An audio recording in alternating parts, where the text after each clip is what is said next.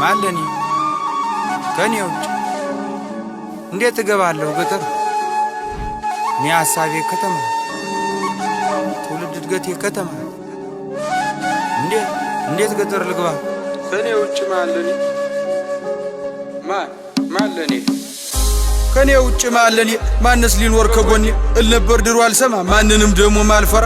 አሁን ሰፋልኩና ትንሽ ጉድለቴን ሞልቼ አለመፍራቱም እንዳለ በራሴም ኮርቼ ስላልሰማው እሷን ብቻ ትንሽ ተጸጽቼ አሁን ልዘፍንላት መጣው እሷን አስታውሽ።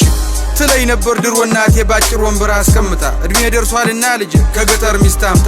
እኔም ፈገግ ብዬ ትንሽ እንደማፈ እሽኩርምምም እያልኩኝ አወየ ልጅ ነገር ትንሿ ጭንቅላቴ ነገሩም ሳይገባት ምትለኝን ልብ ሳልል ከልቤም ሳልሰማት ወሬዋን ቀጠለች አለች እንዲህ አለች። ስማ በቃ ገጠር ግባ እናሳ አርሳ አልበህ ብላ። ስማ በቃ ገጠር ግባ እናሳ አርሳ አልበህ ብላ።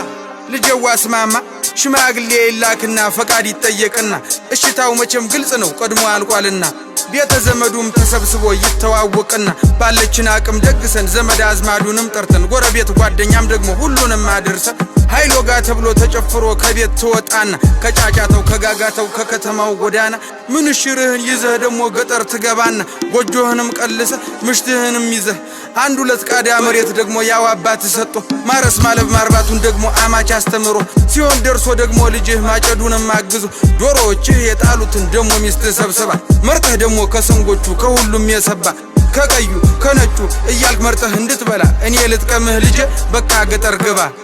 እስኪ ስማ በቃ ገጠር ግባ ስትልን ያቋርጫት ደግሞ የኔን ዓላማ የኔን ሐሳብም ነገርኳት። ስማ በቃ ገጠር ግባ እናሳ አርሳ አልበህ ብላ። ስማ በቃ ገጠር ግባ እናሳ አርሳ አልበህ ብላ።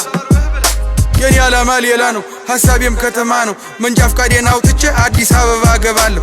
አዲስ አበባም ገብቼ ታክሲም ይሁን ምን ይዤ ሰራ አደርግና ደግሞ ቤቴንም ሰርቼ